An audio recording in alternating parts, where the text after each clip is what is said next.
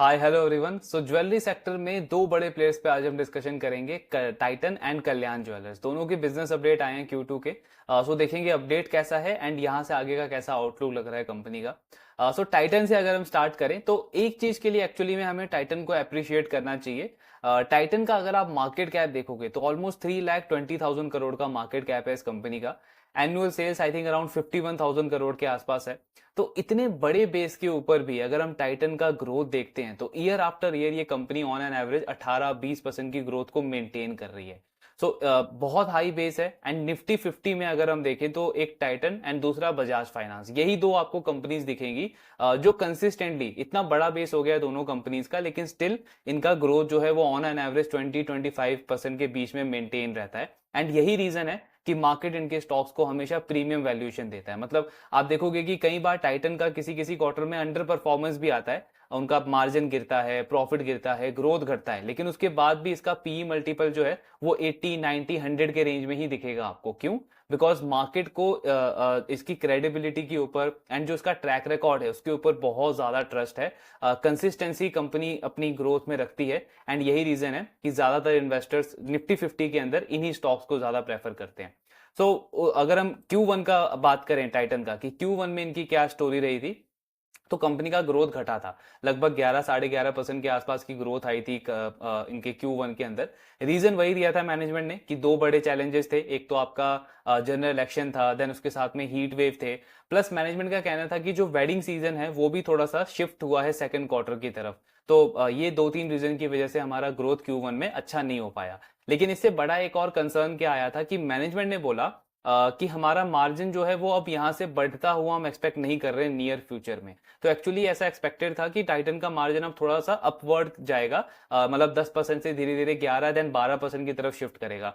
लेकिन मैनेजमेंट ने क्लियरली इस चीज को बोला कि नियर टर्म में हम मार्जिन इंप्रूवमेंट एक्सपेक्ट नहीं कर रहे हैं। क्यों? रीजन क्या था?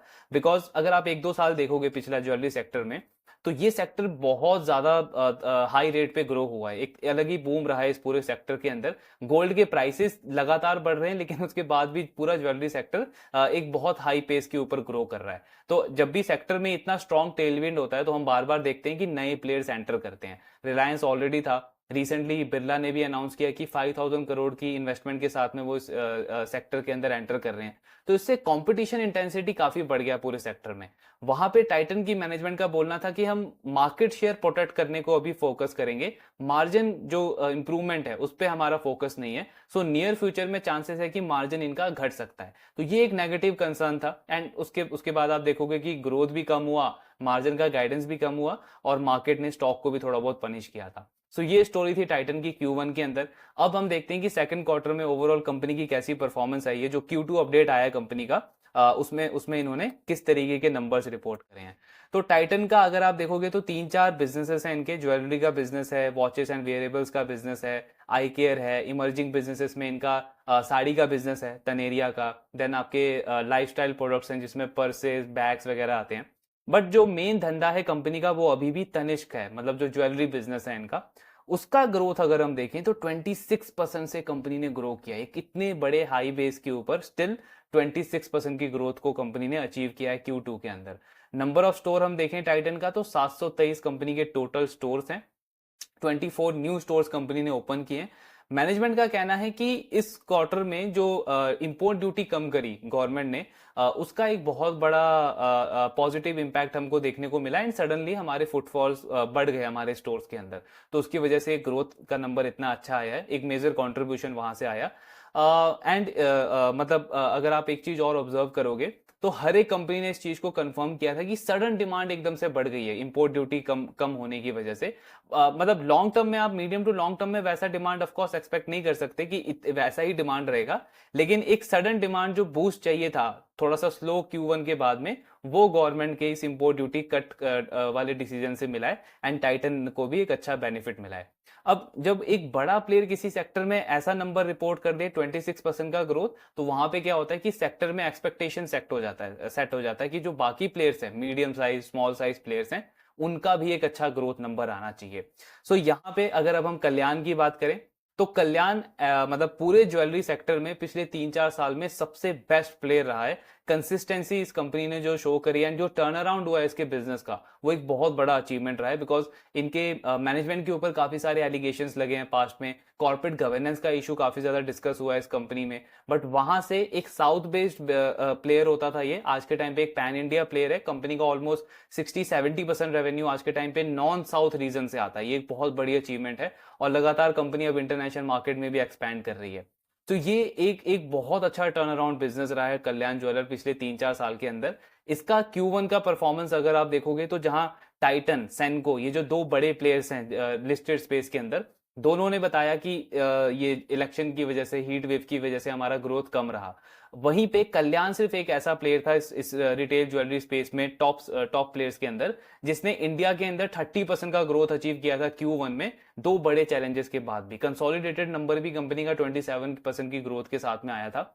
सो एक अलग ही लेवल की एफिशिएंसी रही है कंपनी की, लगातार स्टोर एक्सपेंशन बढ़ाया है, नए मार्केट्स में गए हैं, मार्केट शेयर गेन किया है एंड प्रॉफिटेबिलिटी पे भी कोई खास इंपैक्ट नहीं पड़ा है कंपनी को। सो यही रीजन है कि स्टॉक को भी हम देख रहे हैं कि लगातार प्रीमियम वैल्यूएशन मार्केट इसको दे रहा है। तो इस कंपनी का कैसा अपडेट आया है Q2 के अंदर? सो Q1 में तो ऑफकोर्स जैसे हमने डिस्कस किया 27% की ग्रोथ थी। Q2 में अगर आप देखोगे तो अगेन कल्याण ने बहुत सॉलिड नंबर रिपोर्ट करा है। 37% की ग्रोथ आई है कंपनी की Q2 के अंदर एंड ये कंसोलिडेटेड नंबर है। अगर आप इंडिया बिजनेस नंबर देखोगे तो 40% के आसपास की ग्रोथ आई है कंपनी की सिर्फ इंडिया बिजनेस के अंदर। तो अपनी जो लीडरशिप पोजीशन है कल्याण की, उसको इन्होंने मेंटेन रखा है। एंड अगेन ये एक और ऐसा क्वार्टर है जहां पे कल्याण ने टाइटन को एक बड़े मार्जिन से आउट परफॉर्म किया है। कल्याण की मैनेजमेंट का बोलना था इस फाइनेंशियल ईयर के स्टार्टिंग में कि हम 130 से ज्यादा शोरूम, मतलब ऑलमोस्ट 130 शोरूम हम प्लान कर रहे हैं इस फाइनेंशियल ईयर में ओपन करने का, जिसमें 80 शोरूम कल्याण का होगा, 50 शोरूम हमारा कैंडीर का होगा। ये इंडिया बिजनेस में था उनका उनका उनका गाइडेंस। अभी तक मैनेजमेंट ने 51 शोरूम्स ओपन कर दिए हैं Q1 और Q2 को मिला के। लेकिन सबसे इंटरेस्टिंग पॉइंट यहां पे आता है कि मैनेजमेंट बोल रहा है कि दिवाली से पहले तक, यानी अगले एक महीने के अंदर 25 और शोरूम्स ये ऐड करेंगे कल्याण के एंड 18 नए शोरूम्स ये ऐड करेंगे कैंडीर के। मतलब 43 नए शोरूम्स कंपनी प्लान कर रही है सिर्फ अगले एक महीने के अंदर, दिवाली से पहले पहले इंडिया बिजनेस में। और जो इनका विजन था कि यूएस में हम एंटर करेंगे, अपना पहला स्टोर ओपन करेंगे, वो भी कंपनी कह रही है कि दिवाली से पहले ही हम ओपन कर देंगे। तो इनका टोटल अगर आप नंबर देखो तो 94 स्टोर्स तो इनके नवंबर तक ही हो जाएंगे एंड स्टिल उसके बाद 2 महीना आपका और बचेगा Q3 का एंड उसके बाद आपके पास पूरा Q4 का टाइम बचा है। इन्होंने गाइडेंस कितना दिया है? 130 शोरूम्स का, जिसमें से 94 तो आपका थर्ड क्वार्टर से पहले ही अचीव हो जाएगा। तो यहाँ पे बहुत हाई चांस बनता है कि कल्याण अपने गाइडेंस को ओवर अचीव करे, वो भी बड़े मार्जिन से ओवर अचीव करेगा। प्लस इसके साथ में अगर आप स्टोर एक्सपेंशन का कैगर देखोगे कंपनी का, तो YOY लेवल पे ऑलमोस्ट 35 से 40% पे स्टोर एक्सपैंड कर रहा है कल्याण अपना। रेवेन्यू ग्रोथ ऑलरेडी कंपनी का 30% चल रहा है, स्टोर एक्सपेंशन 35 से 40% चल रहा है। तो ये एक तरीके का प्रिडिक्टेबिलिटी देता है इसके रेवेन्यू के अंदर, इसके ग्रोथ के अंदर। तो कल्याण का जब आप डिस्कस करते हो कि क्यों इसका स्टॉक 50 के पीई से फिर 70 के पीई पे गया, फिर 100 के पीई पे गया, अब 120 के पीई पे ट्रेड कर रहा है, सो ऐसा क्यों, टाइटन के अगेंस्ट में भी इतना प्रीमियम वैल्यूएशन क्यों मिल रहा है? तो उसका रीजन सिर्फ ये नहीं है कि टाइटन 25% पे ग्रो कर रहा है एंड कल्याण 40% पे ग्रो कर रहा है। ऑफ कोर्स वो ग्रोथ का नंबर तो है ही, लेकिन उसके साथ में हमको ये भी देखना पड़ेगा कि जिस तरीके की कंसिस्टेंसी और रेवेन्यू ग्रोथ की प्रिडिक्टेबिलिटी कल्याण के पास में है, वो इंडस्ट्री में बाकी प्लेयर्स करंटली अभी मैच नहीं कर पा रहे उस लेवल को। क्योंकि अगर आप स्टोर एक्सपेंशन 35-40% से कर रहे हो तो बहुत हाई चांस बन जाता है कि आपका रेवेन्यू ग्रोथ ये 30% के ऊपर ही रहेगा FY25 के अंदर।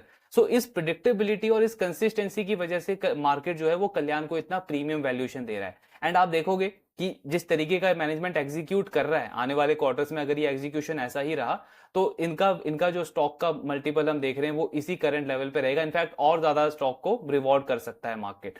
बिकॉज एक चीज हमको क्लियरली समझनी होगी कि मार्केट को इससे फर्क नहीं पड़ता कि आपका ग्रोथ क्यों कम रह गया। मतलब Q1 में आपका इलेक्शन का था या हीट वेव का था, जो भी चैलेंज था, लेकिन उसी के साथ में आपके पास दूसरा प्लेयर है जिसने अच्छा नंबर रिपोर्ट करा। तो ये बिल्कुल उस तरीके से है जैसे फॉर एग्जांपल एक क्लासरूम में बहुत सारे बच्चे हैं, आपका एक टेस्ट हुआ उन बच्चों का, उन क्लासरूम में बाकी सारे बच्चों ने बोला कि किसी के घर में कुछ प्रॉब्लम था, किसी के घर में कुछ और प्रॉब्लम था, जिसकी वजह से उनके अच्छे मार्क्स नहीं आए टेस्ट में। लेकिन वहीं पे एक और बच्चा था जिसके पास भी ये सारे चैलेंजेस थे, जिसके साथ भी सारे इश्यूज थे, स्टिल उसने टॉप किया। तो वहां पे आप ये नहीं देखोगे कि बाकियों के इशू थे तो चलो उसको भी हम वैसा सेम रिवॉर्ड दे दे, नहीं, वैसा नहीं होता। प्रैक्टिकली कैसा होगा, जो अच्छा परफॉर्म करेगा चाहे चैलेंजेस हो या चैलेंजेस ना हो, रिवॉर्ड उसी को मिलेगा। सो वही सेम गेम चलता है मार्केट के अंदर भी। मार्केट को इससे कोई मतलब नहीं है कि आपके बिजनेस में क्या चैलेंज चल रहा है। आपका ग्रोथ अच्छा है, प्रिडिक्टेबिलिटी अच्छा है, आप एक्सपैंड कर रहे हो, मार्केट शेयर गेन कर रहे हो, तो मार्केट आपको रिवॉर्ड करेगा करेगा, चाहे कोई चैलेंजेस आप फेस कर रहे हो या नहीं कर रहे हो। तो वही रीजन है कि कल्याण लगातार प्रीमियम वैल्यूएशन अचीव कर रहा है मार्केट से। बाकी इसका ट्रैकिंग तो आप कंटिन्यू रखेंगे, रिजल्ट आएगा तो थोड़ा सा और क्लैरिटी मिलेगा हमको कि प्रॉफिटेबिलिटी पे कैसा प्ले चल रहा है कंपनी का। बिकॉज वो जो इन्वेंट्री लॉस होगा इंपोर्ट ड्यूटी कम होने की वजह से, वो भी थोड़ा सा फैक्टर इन हमको करना पड़ेगा कि अर्निंग ग्रोथ किस तरीके का रहता है कंपनी का। एंड अपॉर्चुनिटी वाइज अगर हम देखें तो इस सेक्टर में एक्चुअली सेनको थोड़ा सा एक अच्छा रीरेटिंग का कैंडिडेट लगता है इवन करंट लेवल से भी। एंड जो अभी रिसेंट लिस्टिंग हुई है एक नए प्लेयर की, पीएन गाडगिल ज्वेलर्स, वो भी काफी इंटरेस्टिंग प्लेयर लग रहा है। कंपनी का अभी 2-3 दिन पहले ही उनका Q1 का रिजल्ट आया है। सो वो प्लेयर भी अगर आप देखोगे तो कंसिस्टेंटली 30-35% से के रेट से ग्रो कर रहा है। Q1 में भी अराउंड 35% की उनकी ग्रोथ आई है। प्रॉफिट आई थिंक अराउंड 55-59% से ग्रो हुआ है कंपनी का। मार्जिन इंप्रूव हुए हैं। स्टोर एक्सपेंशन का प्लान उस कंपनी का भी अच्छा है। प्लस अगर आप लास्ट 3 साल का उसका भी ट्रैक रिकॉर्ड देखोगे तो आई थिंक 50% के पे उनका सेल्स ग्रो हुआ है, और प्रॉफिट उस कंपनी का ऑलमोस्ट डबल से भी ज्यादा हो गया लास्ट 2-3 साल के अंदर। तो एक सॉलिड ग्रोथ ट्रैक मेंटेन कर रहा है वो कंपनी भी। एंड उसका ROE ROCE का नंबर ऑलमोस्ट 35-40% टच कर रहा है। तो एक बहुत इंटरेस्टिंग बेट है वो भी, उसको भी ट्रैक करेंगे, उसके बिजनेस मॉडल को भी देखेंगे कैसा मॉडल है, कैसा स्टोर एक्सपेंशन का प्लान है कंपनी का। बिकॉज अगर मैं उसका भी फॉरवर्ड पी देखूं तो अराउंड 50 के आसपास का फॉरवर्ड पी आ रहा है। एंड उसका ग्रोथ सैनको से बहुत हाई है, 30-35% के रेंज में है। सैनको ऑन एन एवरेज 18-20% का गाइडेंस दे रहा है। तो ये काफी इंटरेस्टिंग प्ले हो जाएगा। रिजल्ट आएगा उनका, उसको कवर करेंगे कि कहां पे ज्यादा अपॉर्चुनिटी है। लेकिन ओवरऑल एक चीज हमको समझ आ रहा है कि पूरे रिटेल ज्वेलरी स्पेस के अंदर बहुत स्ट्रॉन्ग टेलविंड है।